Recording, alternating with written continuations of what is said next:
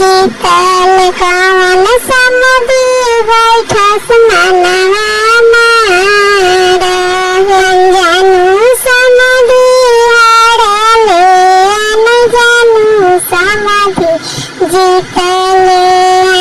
जानू समधी बैठस मनवा मार अपना